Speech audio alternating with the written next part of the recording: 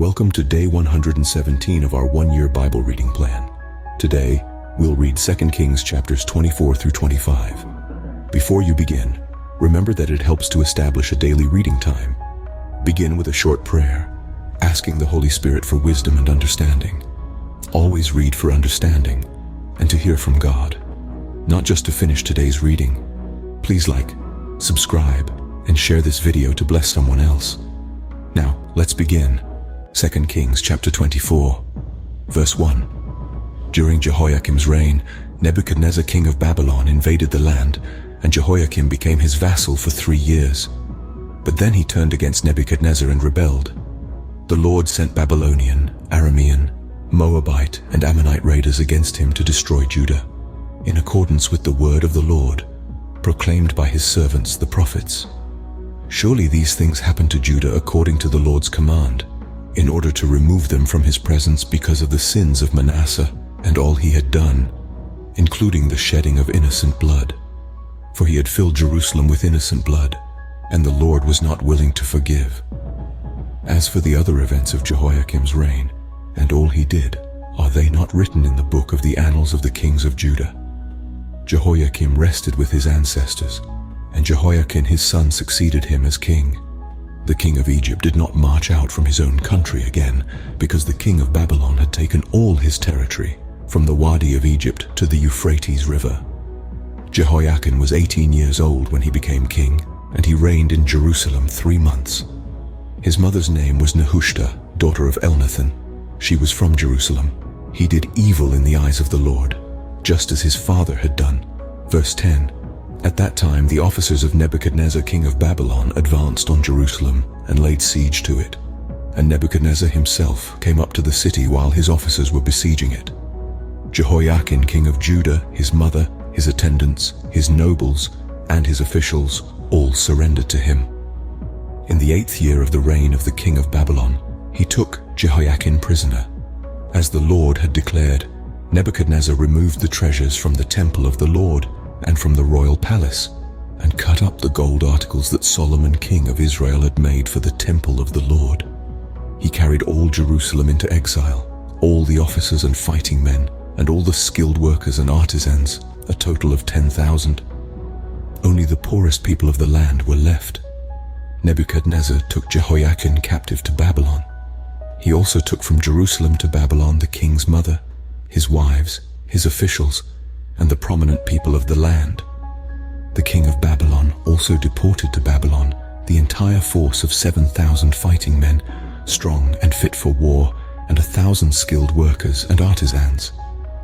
He made Mattaniah, Jehoiachin's uncle, king in his place, and changed his name to Zedekiah. Zedekiah was 21 years old when he became king, and he reigned in Jerusalem 11 years.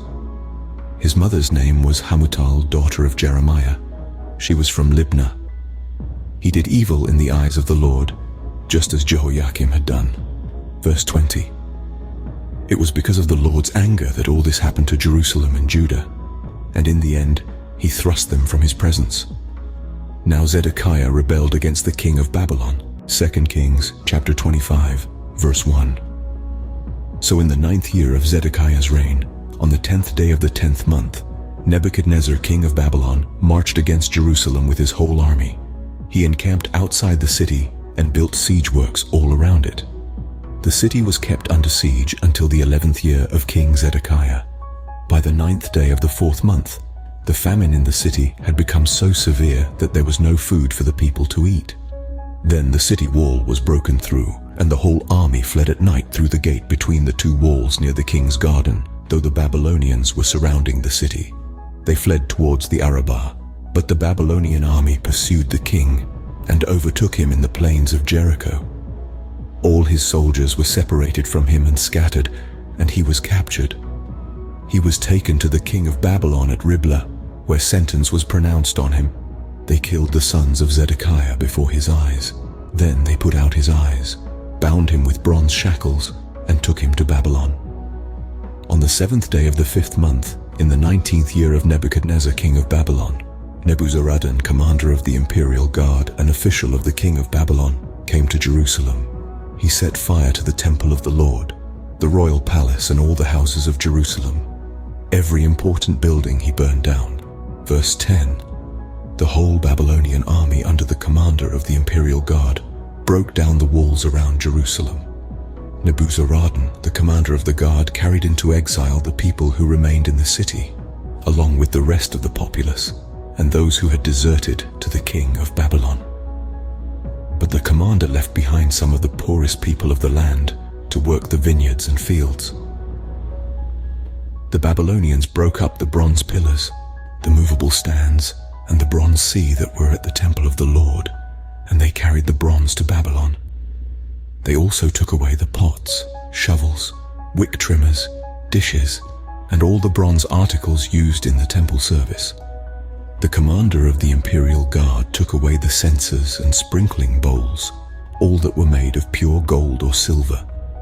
The bronze from the two pillars, the sea and the movable stands, which Solomon had made for the temple of the Lord, was more than could be weighed.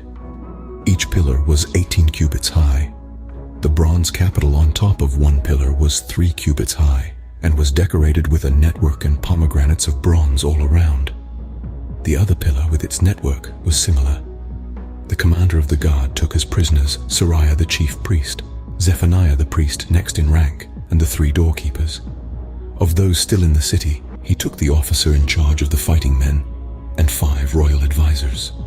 He also took the secretary, who was chief officer in charge of conscripting the people of the land, and 60 of the conscripts who were found in the city. Verse 20. Nebuzaradan the commander took them all and brought them to the king of Babylon at Riblah. There at Riblah, in the land of Hamath, the king had them executed. So Judah went into captivity, away from her land. Nebuchadnezzar, king of Babylon, appointed Gedaliah son of Ahikam, the son of Shaphan, to be over the people he had left behind in Judah. When all the army officers and their men heard that the king of Babylon had appointed Gedaliah as governor, they came to Gedaliah at Mizpah. Ishmael son of Nethaniah, Johanan son of Kareah, Seraiah son of Tanhumeth the Netophathite, Jazaniah the son of the Markathite, and their men. Gedaliah took an oath to reassure them and their men. "Do not be afraid of the Babylonian officials," he said. "Settle down in the land and serve the king of Babylon, and it will go well with you." In the 7th month, however, Ishmael son of Nethaniah, the son of Elishama, who was of royal blood, came with 10 men and assassinated Gedaliah, and also the men of Judah and the Babylonians who were with him at Mizpah. At this, all the people from the least to the greatest, together with the army officers, fled to Egypt for fear of the Babylonians.